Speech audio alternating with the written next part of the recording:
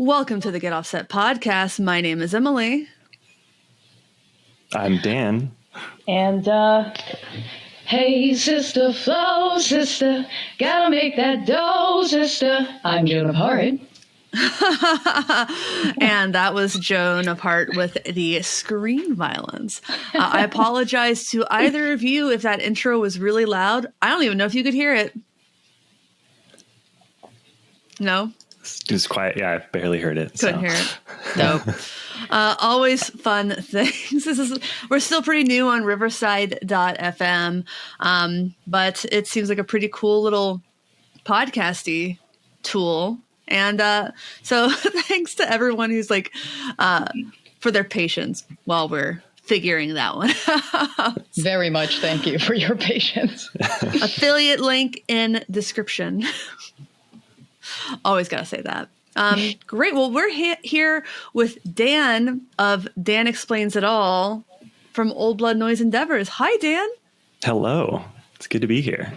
It's good to have you. It's been a while since you've been on the show. We were just talking about that, and we couldn't remember exactly where it was, but there was a funny story, if I remember correctly. Yeah, so it was a few years ago at this point. I can't recall, but my dog Olive made a cameo. It was one of the first times I'd actually been on a podcast, and I was really excited that she got to be the star of the show. Because you said, I can't remember, whatever pedal we were talking about, you were like, I want to hear what Olive has to think. And then she just barked like on command. Like, I'm sure there was some noise next door, but it was a good moment. So. No, she was talking about her favorite Old Blood Noise Endeavors pedal. Yeah, she was like, Clearly. I'm here. Like, I like the haunt. I like the haunt. The it's haunt. Got the dogs on it. Hunt, fork. I like that people, depending on what kind of animal person somebody is, they think it's a different animal on the haunt. Like, I had someone thought it was cats. I wish it was cats. I like that. Yeah. Mm-hmm. Yeah. Should do a limited Get Offset version with cats on it instead. Oh, there we go. Just cats. Just a clouder of cats. Yeah, I feel like whenever people say like, I love the cats on it, we just go, yeah. Like, there's no need to tell them it's wolves. They love that it's cats. That's great. No, exactly. I thought it was foxes or coyotes. See, everyone's it's different quadruped every time. Yeah, I could have seen the foxes. Yeah, definitely. Mm-hmm. Oh, for sure. I mean, they're dog-ish. Ish. Are they closer to dogs? I think they're closer to dogs than cats. They're like a weird. They feel like a combination for some reason. Behavior-wise, I think they're more like cats. Kind of. Yeah. Are foxes We're gonna look this up. more like I love dogs or cats? Oh, that autofilled. Yeah, it already they're knows. related to. It literally says, Joe, you got it 100%. Foxes are related to dogs, but act like cats. Yes. There we go. Yeah, wow. On Instagram, I follow, was it Juniper, that fox? She's so cute. She makes these little squeal noises. I love her. Every once in a while, like I hear or read about someone who keeps a fox as a pet. And one thing that I keep hearing is that they're just extremely stinky. Like, unholy how stinky they are. Raccoons are too. Yeah, I fostered one when I was younger for like a couple of months, and yeah, they can be. That sounds like something my grandfather would have done. My grandfather had a pet squirrel named Cuddy. Slept in the bed with him. Oh my god, that's so cute. Yes, that is some country folk stuff. Yeah. Quick thanks to Shure Microphones while I have this in the shot. They sent me an MV7. It's actually pretty nice. Product placement. Yeah, it's placed. It's in there. It's right here. I don't know if people will see it with the crop. Yeah, but normally we start the podcast kind of sharing what things are new. I think I can guess what's new for Dan, but I would love to share if that's cool. Yeah, go ahead. Awesome. Oh, yay. In addition to the float, this is my new thing this week. Oh, I love that. This is a Squire Cyclone refinished by a person named Kat. I think it's K.R.E. I don't know. I'll tag them. Yeah. But I asked Kat to refinish my guitar, And at first I was like, I just want purple. Like, I want you to do your thing. And she was like, it's normally kind of like natural designs. I'm like, that's awesome. And she said, well, what kind of things do you like? I'm like, well, I love my cat. And she asked for pictures. And so for those who are listening, check out the reel I did on Instagram to see it. But it is a purple, I would call that like a lilac to lavender base with a mountain scene. It looks like a lake, trees, and then my cat in the foreground just looking so peaceful and happy. She's so adorable. So, yeah, I love that. I love that. Yeah, that is excellent. I normally like pink guitars, but my singer also has a pink Cyclone, so I didn't want it to be like too much of the exact same guitar. So I was happy. And also that one got damaged when that guitar fell off the wall, it got a little bit damaged. So I wanted to refinish it anyway. And I saw Kat's art and I just had to. So whenever they open up commissions again, I think people should check that out. No, definitely. I want more lavender guitars in the world too. Yes. So that's, I agree. Have you seen my Freya, Dan? Yeah, it looks amazing. I love that Freya. Yeah.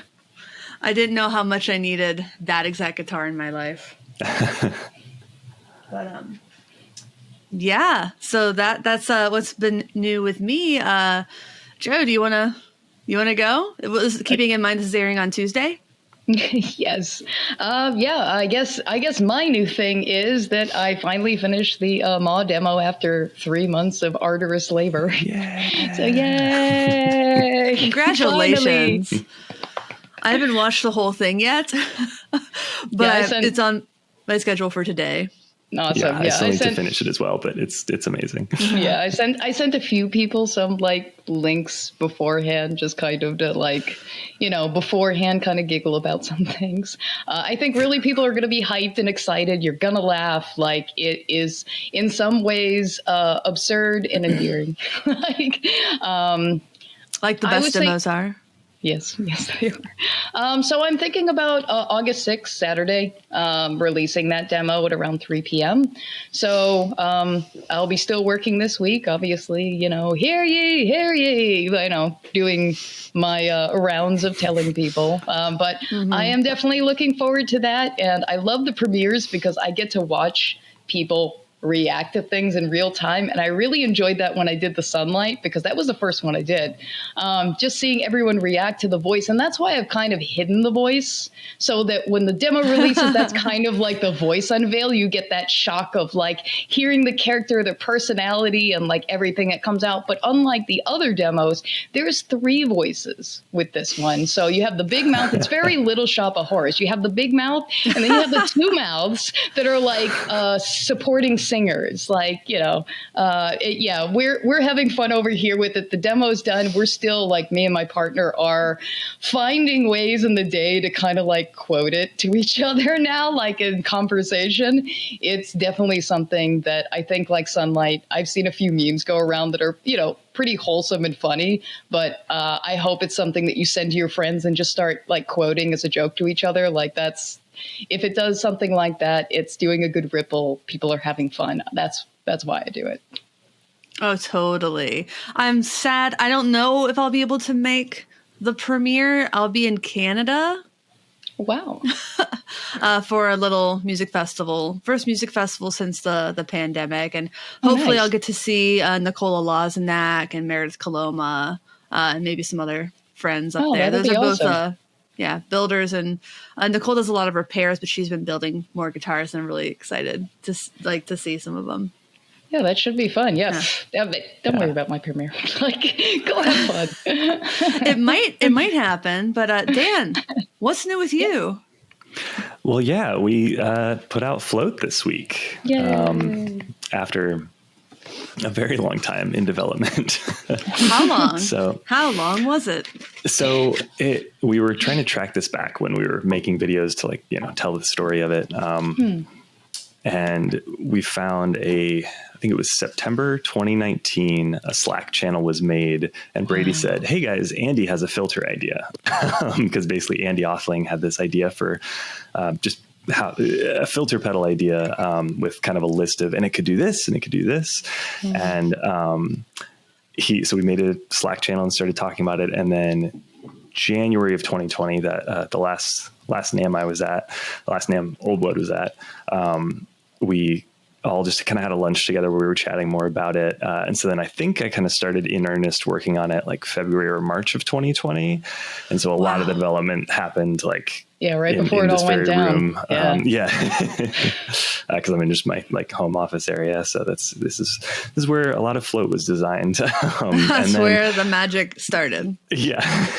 And it was like just supply chain stuff or things like we, Float probably could have come out earlier this year, but we wanted to do Screen Violence like before Churches was about to go on tour. And so we thought, okay, well, let's focus on that. And so there was it was like in development for a long time. And then there were supply chain things, and then just kind of overall scheduling to make sure that we could, put our full weight into it when it was time. And last Thursday it finally came out. So it's been just fun seeing what people do with it.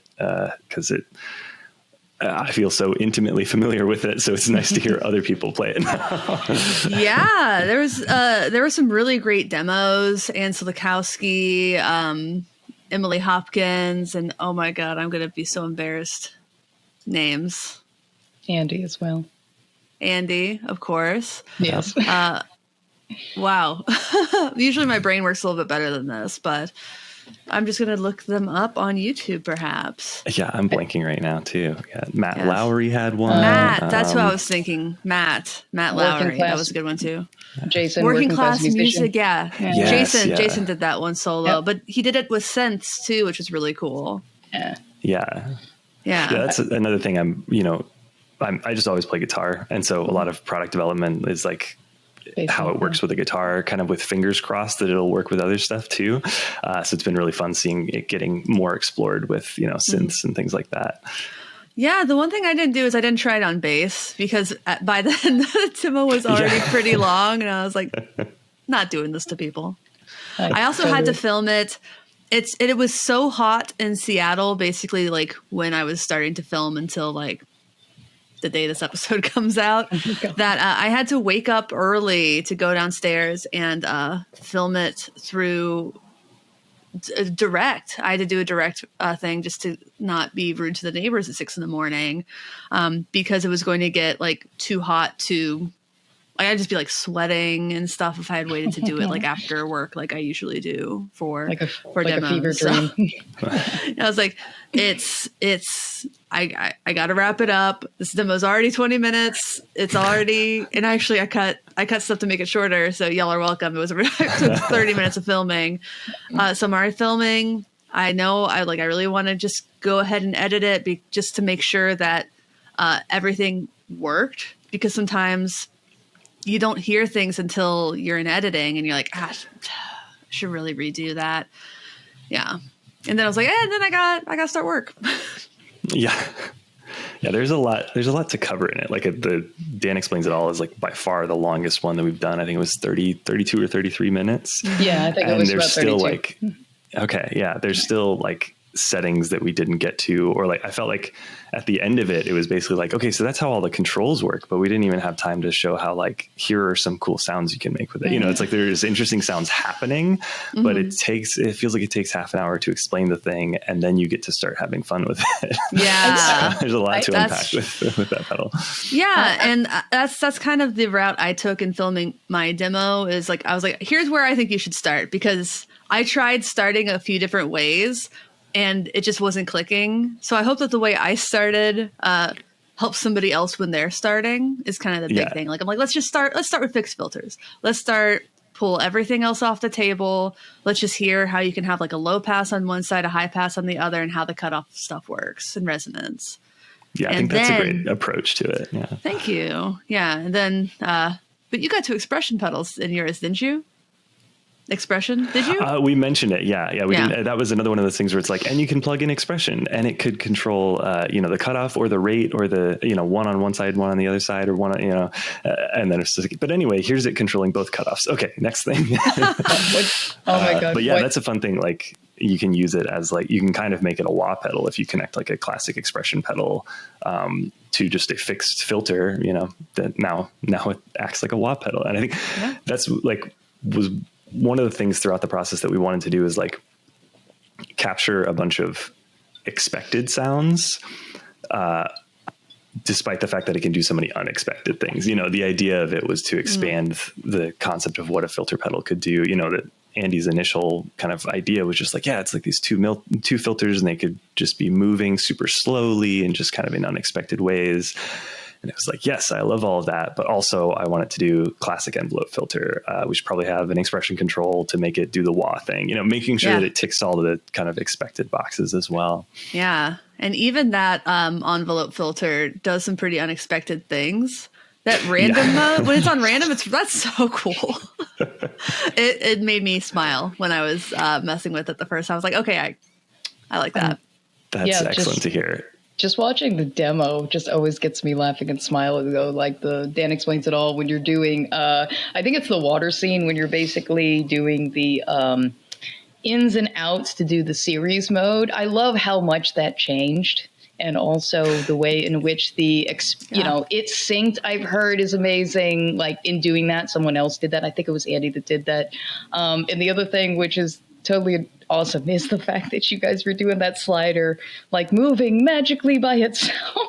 There were so many wonderful things about the creativity in that demo. I just enjoyed the ocean scene? That was my favorite one. Yeah.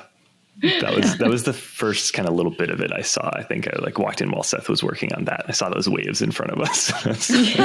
Got really excited. Yeah, I was already looking at it and going, I kind of see the way he did it. And I was like, if I ever do a pedal that has a theme underwater, and I'm like, I kind of want to do that. Yeah. I have one question about the float, and it's this gorgeous artwork. Can you tell us a little bit about that? Because I was really curious. Everyone loved the art. That's all I heard a lot of the times is, oh my God, I love the art. Yeah. The art's so beautiful. Yeah. So that's an artist named Eric Kniffler, who has done just all kinds of great stuff. He works with Chase Bliss now, and he's done, I mean, you just follow him and see all kinds of cool stuff. And so that was actually a conversation that I wasn't really a part of. That's, usually Seth, our creative director, will kind of, he'll just kind of connect with artists in various ways. And, at some point you reach the moment of like, oh, should we, work on a pedal together? Would you be interested in doing a pedal design for Old Blood? Because that's one thing that I don't know how many people know, that for each pedal we're working with a different artist. There is kind of a cohesion to it, and that's because of like Seth's creative guidance, but ultimately each one has its own kind of voice and style.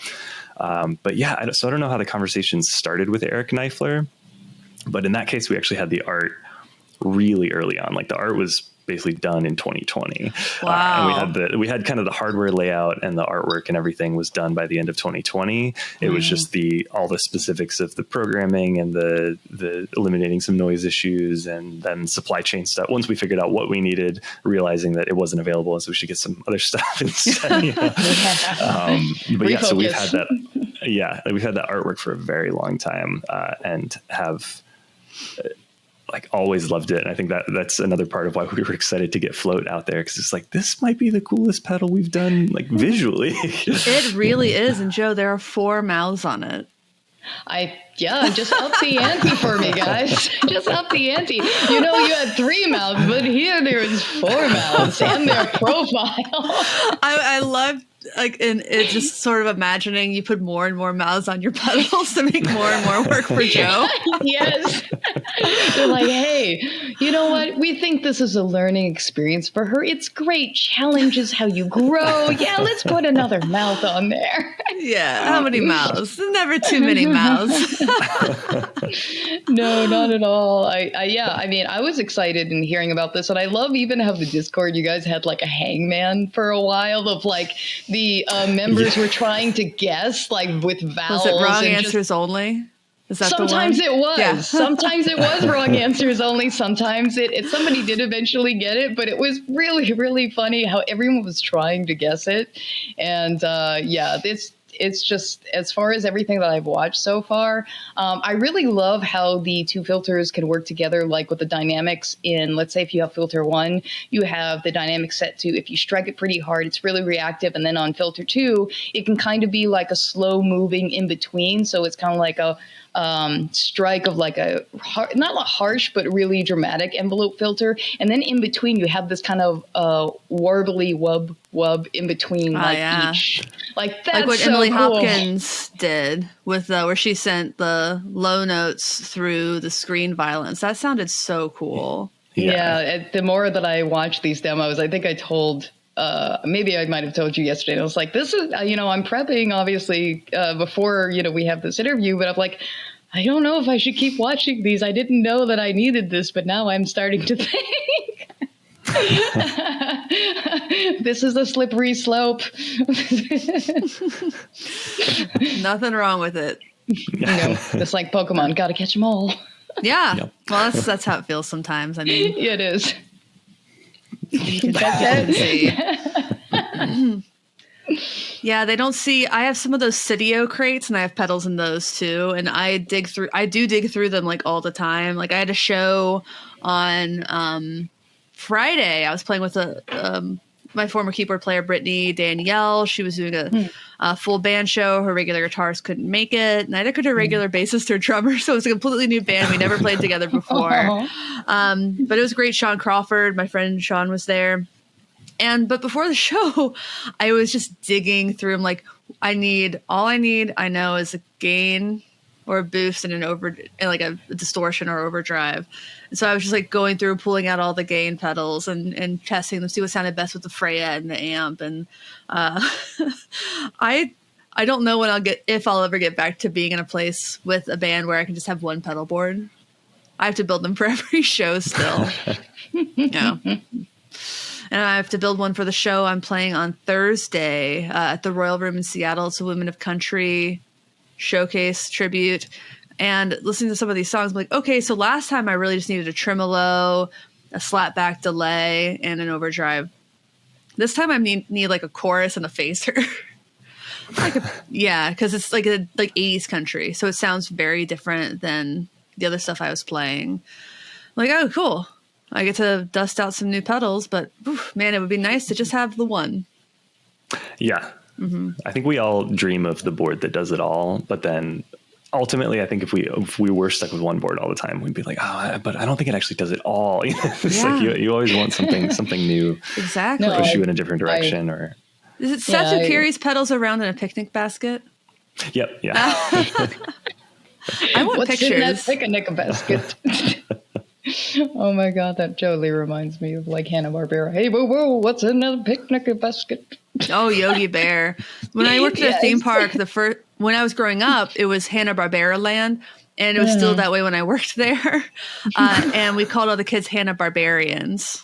Oh, it's cute. It's endearing, but it's true. When I found out there was a band named Hanna-Barbarians, I was like, good name. Yeah. Oh yeah, that is a good, yeah. Yeah, exactly. You missed that trademark like stamp. Yeah. So the float can do a lot, and we were talking about this before. It's funny and not necessarily a ha-ha kind of way. No matter what demo you do in your demo, there's going to be people who are mad that you didn't do specific things. And like expression control, just a random example that has nothing real is happening. It's not based on a true person or an event, but like people can get real salty if you don't use expression or stuff. And the thing is, like pedals, like there are some pedals where you can cover everything pretty much. It's just what's within the pedal. But you're still missing on like how it can react to other pedals, different amps. Like you cannot do a fully comprehensive demo by yourself, and that's why there are multiple demo artists. Ultimately it's like ahead.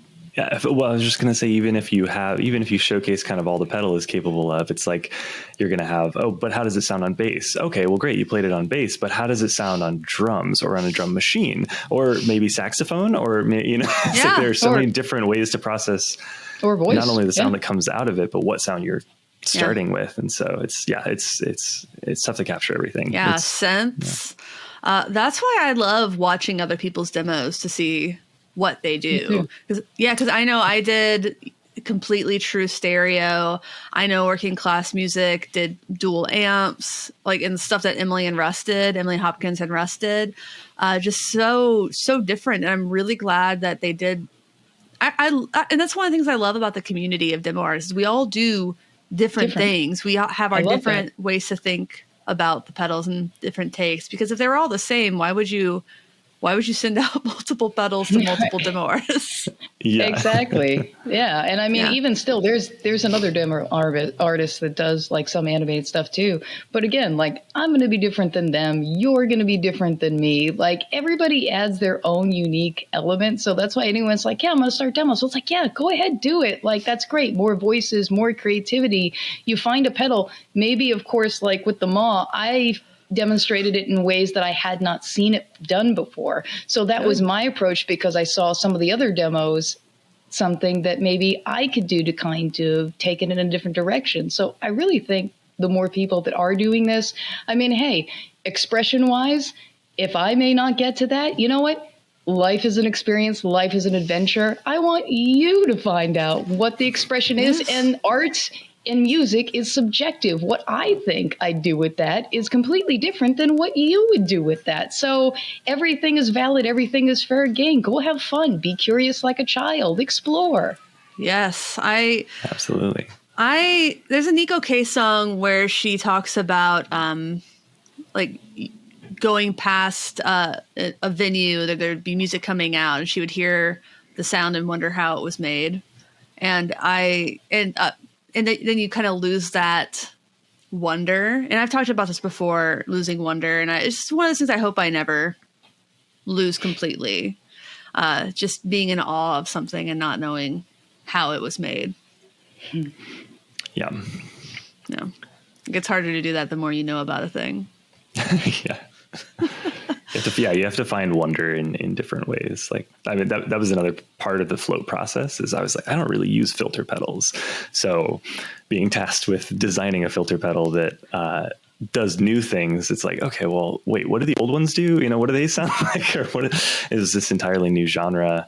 And I feel like the nature of two filters running in parallel or in stereo, you start to unlock things like, oh, this can be a panning tremolo, or when the filters are moving past each other and like one's high pass and one's low pass and they're in mono, it starts to sound like a phaser.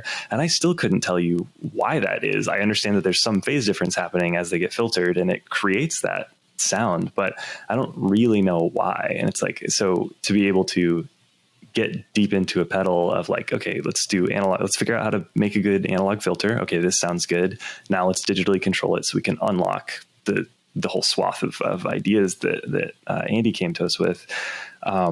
Once you get that in motion, you then go, oh, wait, this all sounds brand new to me. Like, and technically I engineered this thing, but I'm still surprised by the sounds that are coming out of it. And so I think that's where you find the room for, surprise and curiosity, even within things that you're like very, very deep in on knowledge wise. I love that. That's really cool.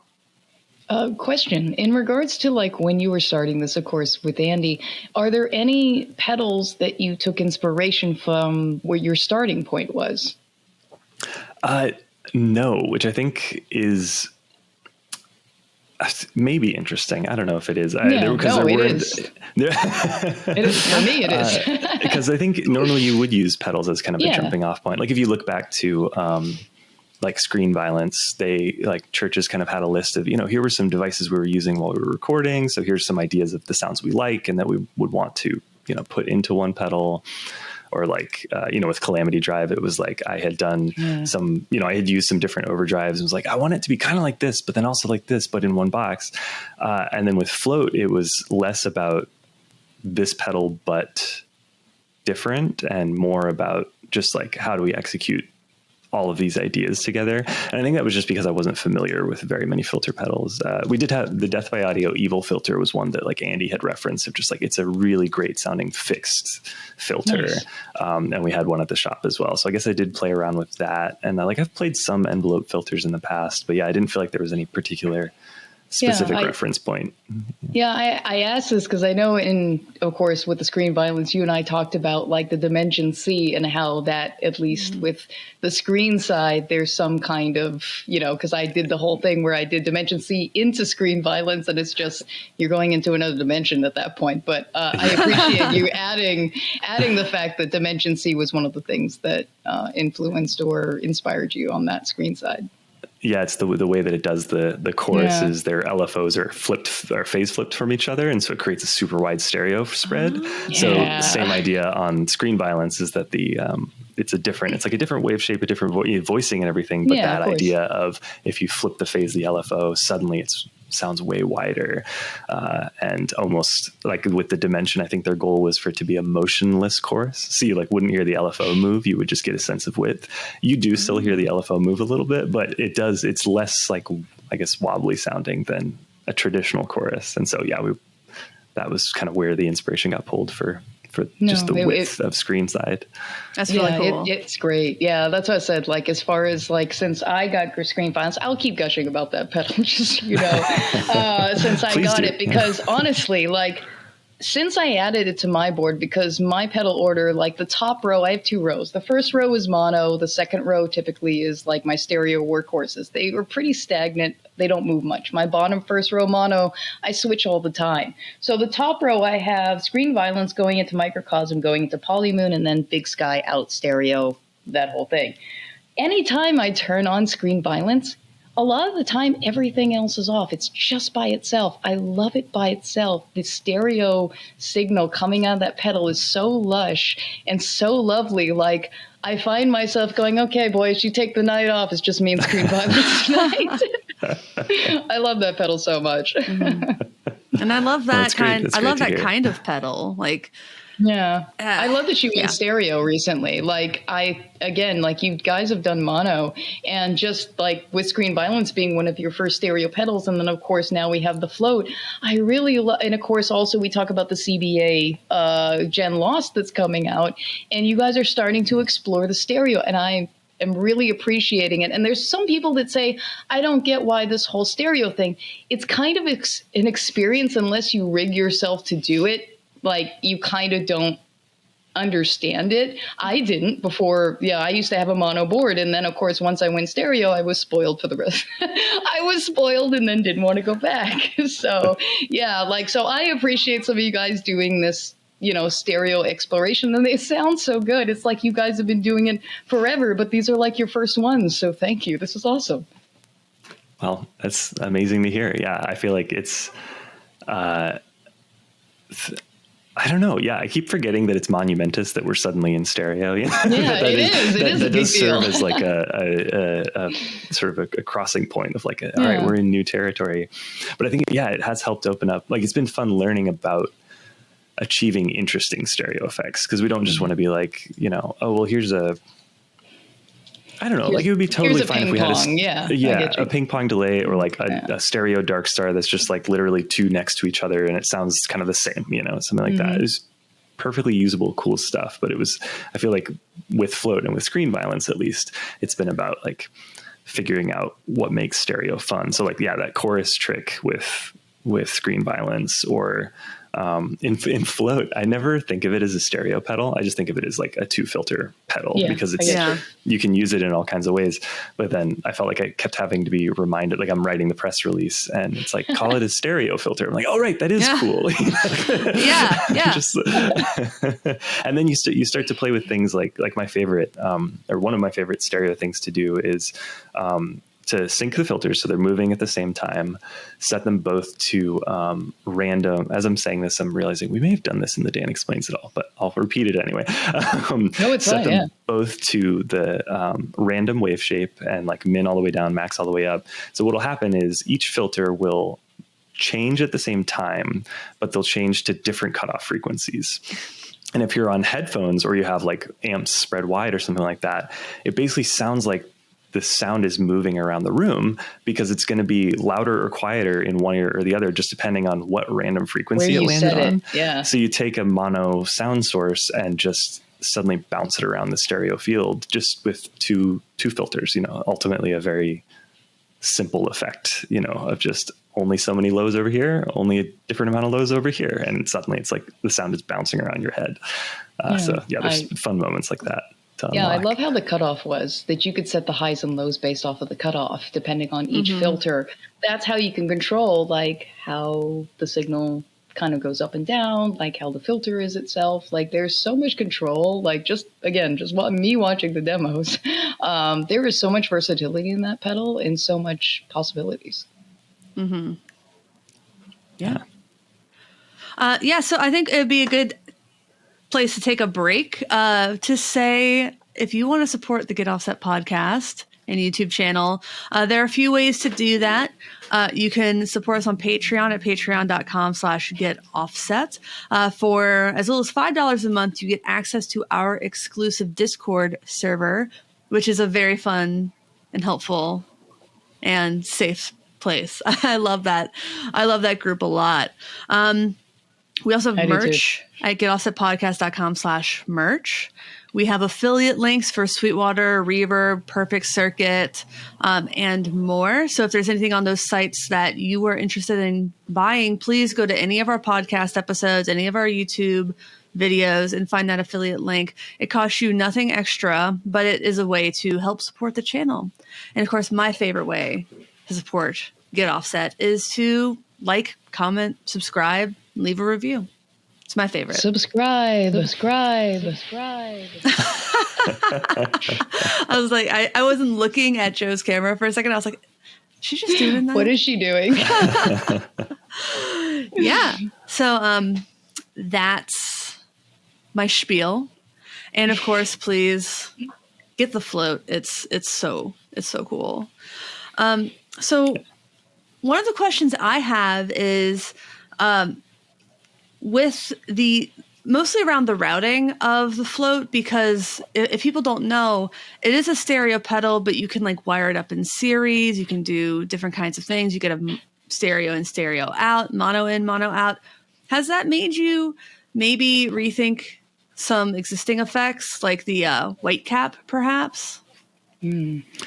Not so far, I would say. So we're sort of in the zone of what we have on the table right now is just other new things we're working on that aren't, revisiting the older stuff. But as we start to, as we've started to explore stereo, that definitely, I think it'll continue to inform future designs to a certain degree, but then eventually could inform, some sort of deluxe white cap, something, So I can't say that it's informed anything currently, but I'm sure it will. Nice. Yeah. It has definitely made me think about just parallel modulations in general, which it's obviously something I say parallel, but just dual modulations expanded beyond just parallel and series. Because obviously with things like white cap and black cap and visitor, we love putting things together in parallel, and we love that with float as well. But with float, you can open it up to series and full stereo. So I think that's dual modulators are something that I just really love, and so I'm sure we will continue to explore more in that realm. Like on my board right now, I have a Boss VB2 and a Thorpe Camouflage, and I leave both of them on way more than I probably should, because a super soft vibrato into a super soft flanger, and then just a touch of delay or reverb to help re-chorus a lot of those things is just such a beautiful sound, and I kind of can't stop doing it. So I'm like, I know we're going to keep doing more interesting things with modulation, because I probably just won't be able to help myself. No, I totally understand, because don't help yourself. For me, it's always when I talk about my channel and things like that, and I was like, if all you see me demo is reverb, delay, and modulation, that's my element. And I, again, slowly but surely, Old Blood is obviously owning my pedal board, because you guys mostly do that. So obviously I gravitate to things that have to do with modulation, because I love anything that kind of takes a dry signal and kind of either creates this LFO kind of lush kind of signal, moves it around with texture. I mean, even with MAW and also screen violence, even in its max settings regarding like the reverbs, you have some kind of like either sunlight or dark star drag. That there's some kind of old blood noise endeavors, other pedals that creep into other pedals that you guys release throughout. So I love that you carry that kind of theme throughout your pedals. Like some familiarity always crosses over in some way. Mm-hmm.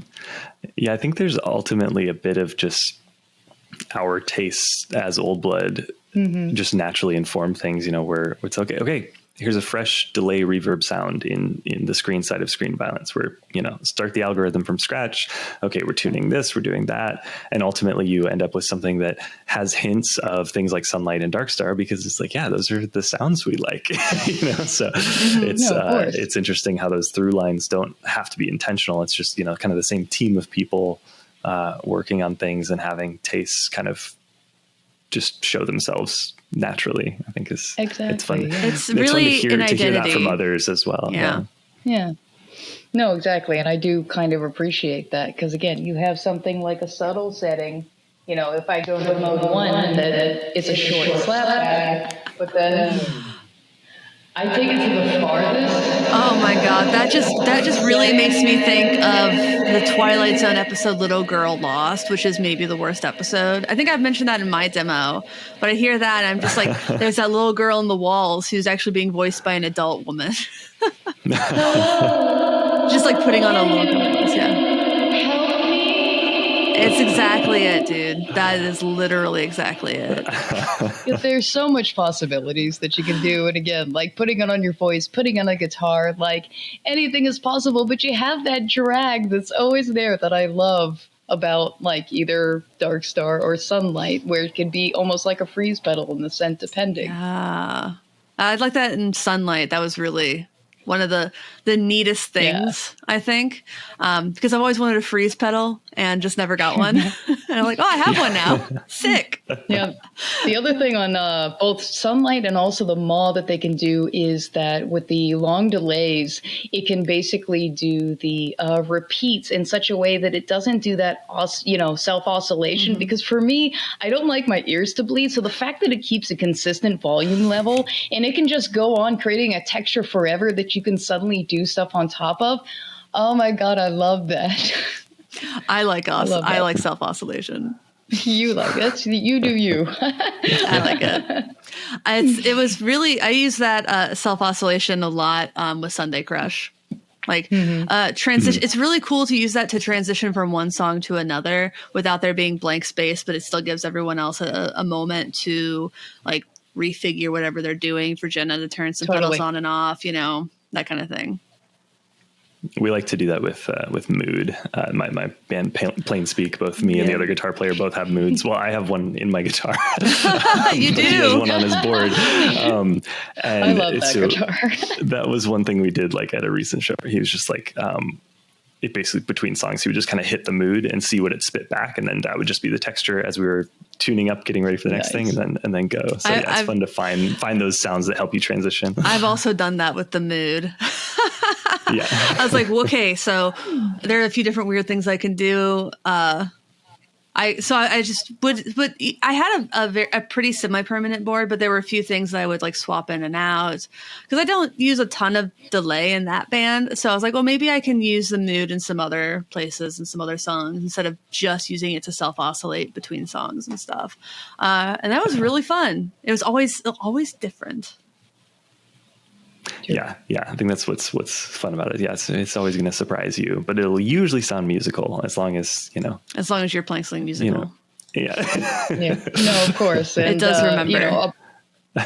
A board is never really finished. No, whenever people say that, I'm like, you're lying to yourself, man. Yes. Just I for always real. laugh. I literally just put LOL as like a response. I was like, ha ha ha, sure, sip. Sure it is. Yeah. My pedal board's finally done. Congratulations on this moment. Yes, this version of it. Yeah. Meanwhile, someone else, like most this year, everyone has been releasing great pedals. So it's just been like, yeah, my pedal board is done. Yeah, until somebody releases another pedal that you need. Space Bender. Damn it. That's going to sound so good. Yeah. Stuff Tone like that. chasing is never done. Yeah. Your work is never done. And Nope, I'm only go assuming wherever. Old Blood Noise's work isn't done. What do you have other things coming out this year that maybe you can tease? It's okay if not.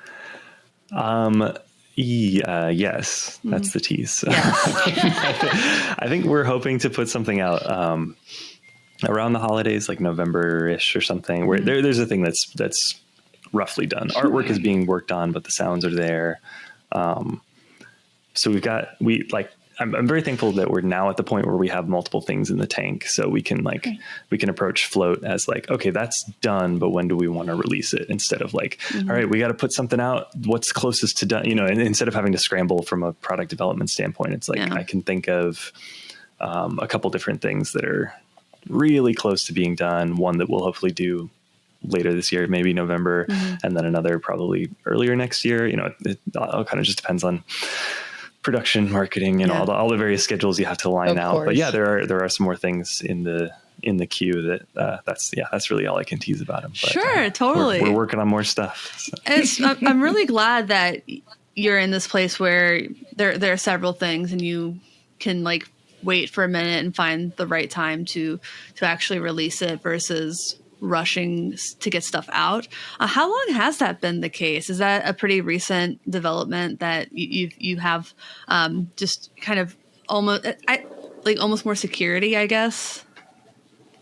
I think it's something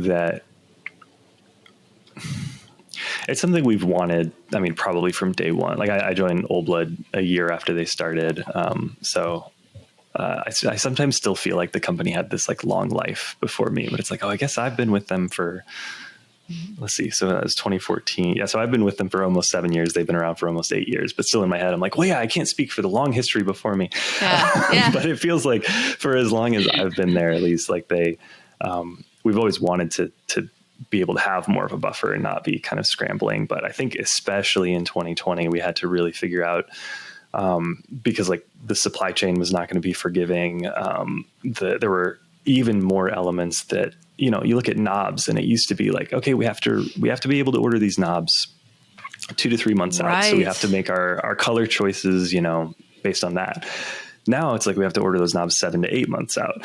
So there's things like that just force you to push further. And so we build in buffers, and then we still end up in scrambles around various things, I remember like Seth was like burning the midnight oil, getting that Dan Explains It All edit done for the Float. So there's still things that end up being like, are we going to make it? And then we do somehow. But yeah, so I think it's just something that we've been slowly getting better at and being kind of forced to get better at. But yeah, this year feels like the first year where this was the first time, for example, where we said Float's pretty much done. Screen Violence is pretty much done. So what do we focus on first? And then we'll do the next one a couple months after. That I don't remember another time when we've been able to make that choice.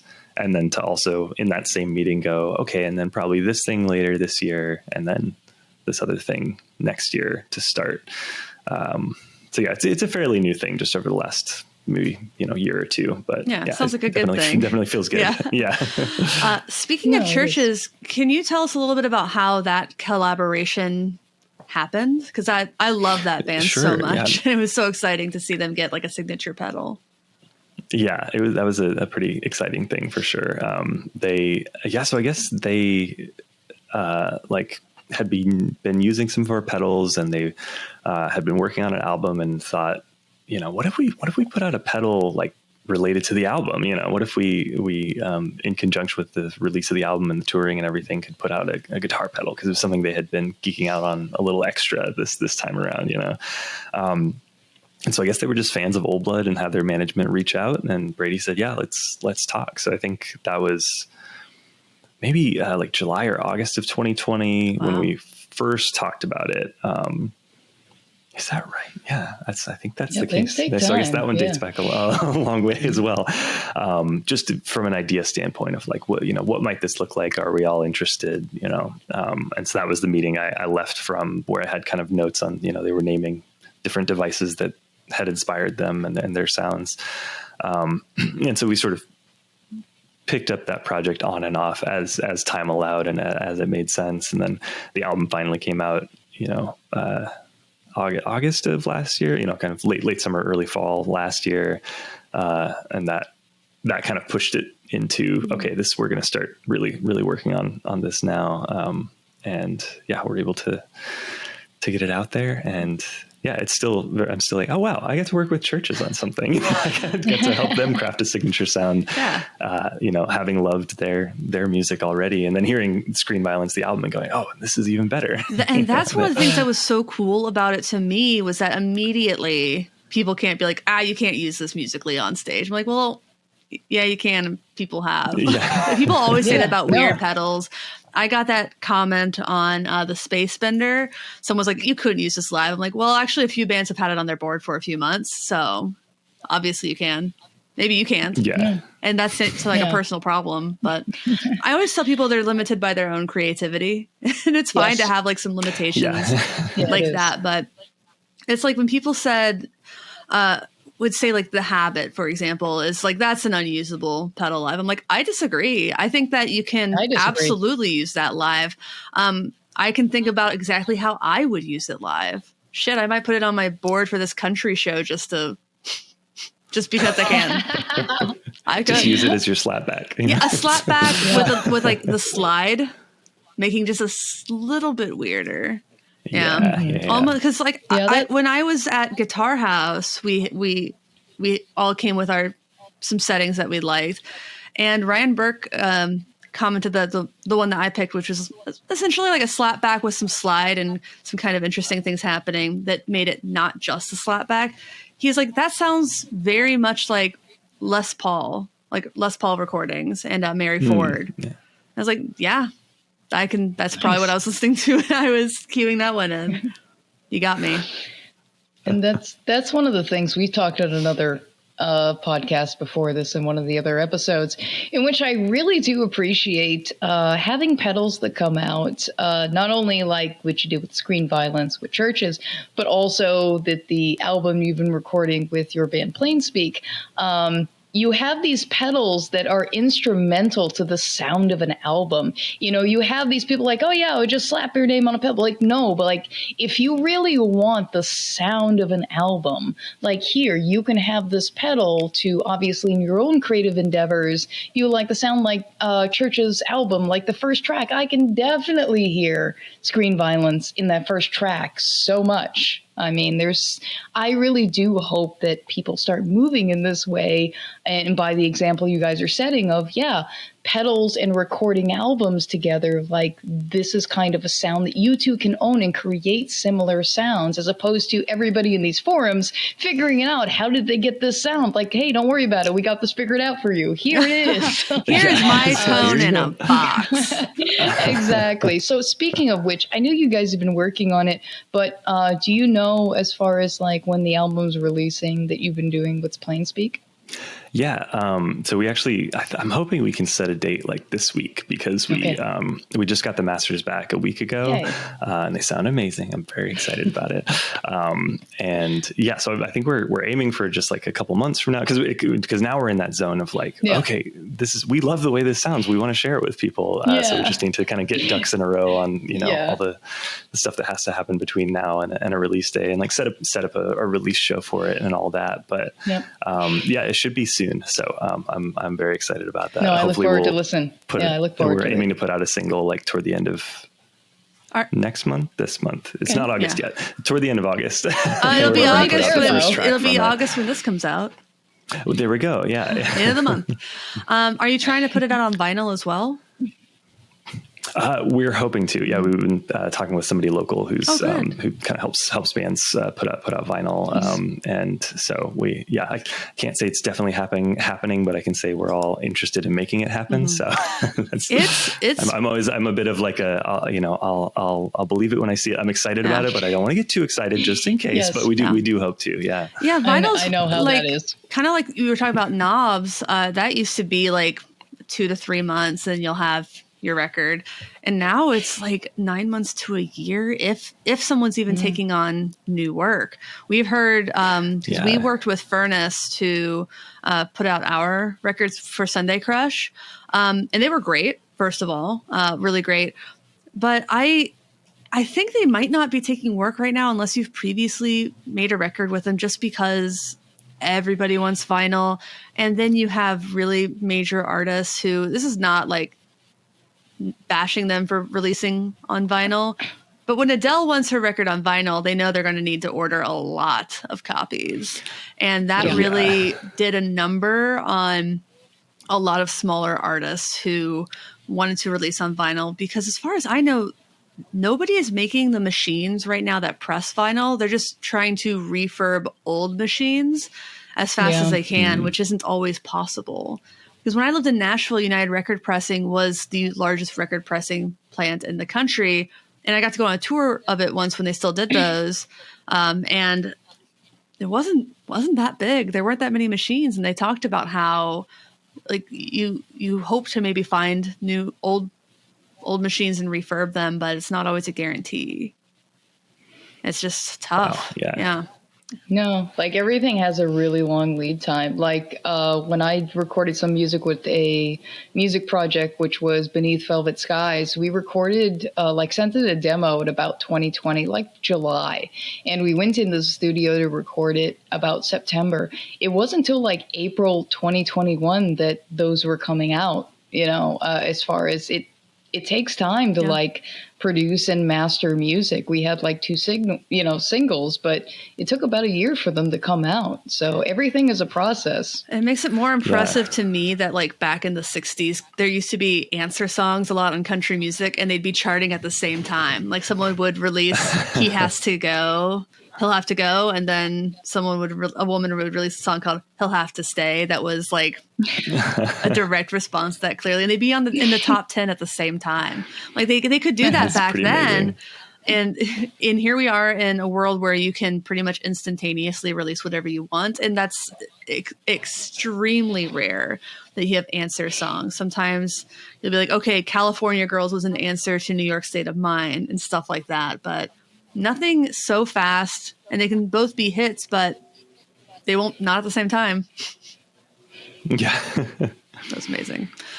It's strange. Yeah. So we're coming up on about an hour. Dan, is there anything else you really want people to know about screen violence, or anything else you've been working on, the Calamity Drive? Float. Yeah, I guess we didn't talk about the Calamity Drive very much, but that's basically a goose. It's an overdrive I fully made for myself, just out of pure interest of like a variety of kind of boutique overdrives. And like I like when they're kind of transparent, but also when they're kind of mid focused, and also when they do kind of like a high mid thing that you can kind of mix it.